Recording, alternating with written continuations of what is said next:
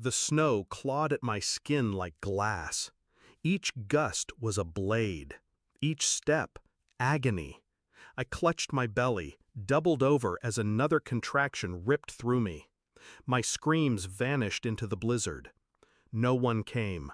No one opened. Door after door, fist after fist. My knuckles were bloodied from pounding.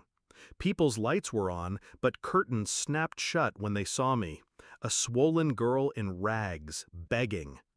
It was then, shivering, breath shallow, blood running down my thighs, that I realized they wanted me dead, and so did he. Back then, I still believed in Daniel, my Daniel, the man who swore he loved me, who whispered against my skin that he'd protect me and our child. But love rots quickly in the dark. The first clue came with his late nights, the second with his sudden distance, his silence when I asked about money. The third was undeniable. His mother smirk when she told me, almost gleefully, that I was never supposed to carry his child, that I was only ever a mistake to be erased. I asked him once, trembling, if it was true. He didn't deny it. He just turned away. From that moment, I knew. They weren't waiting to build a family. They were waiting for me to collapse. And on that storming night, when Daniel had gone on a trip and his family locked their doors against me, their plan nearly worked. I was on the edge of death when a door finally opened. A flicker of warmth spilled into the storm. An old woman stood there, frail, hunched, but with eyes sharp as knives. She pulled me inside, her hands cold yet steady.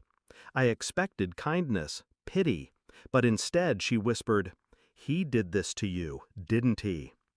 Her words cut deeper than the frost. She knew. She told me everything as she stoked the fire. Daniel wasn't just avoiding me. He was already engaged to another. A deal arranged months before, for power, wealth, and name. I was just the foolish detour, the mistake to be erased before it spoiled his perfect story. The old woman? She wasn't just a stranger. She had been his father's mistress years ago, abandoned, betrayed. She had lived through the same fate Daniel's family had written for me. But unlike me, she had survived.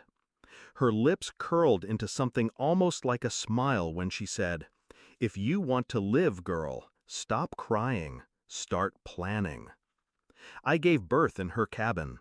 My son's cries were the first sound that cut through the storm. Weak but alive.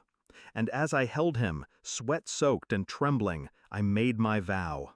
I would not beg them again. I would not knock on their doors for scraps of mercy.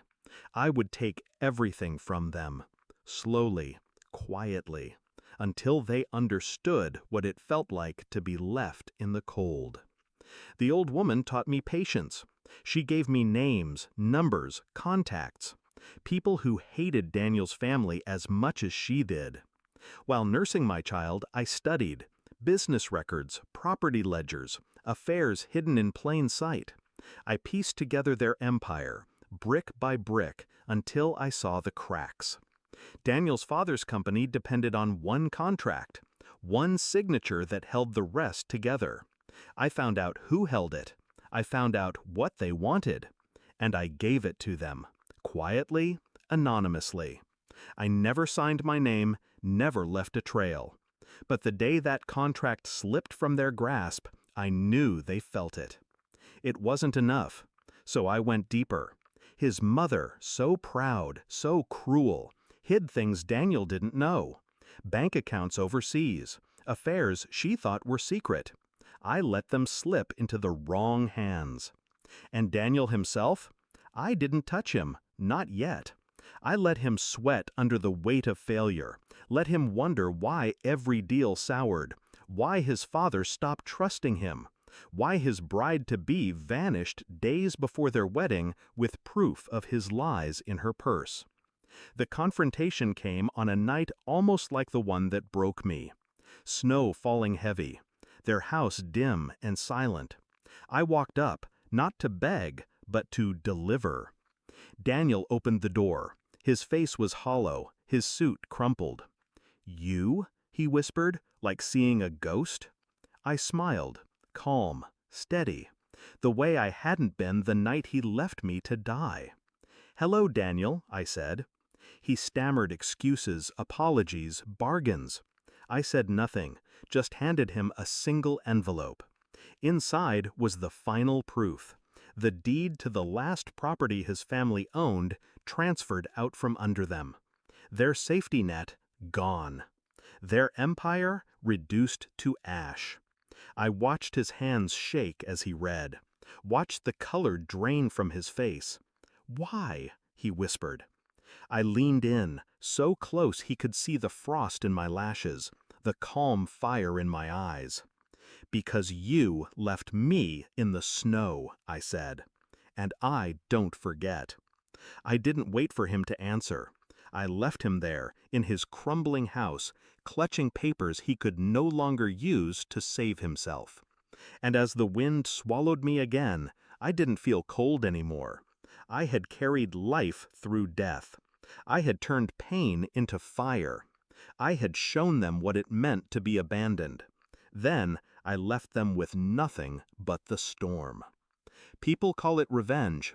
I call it survival.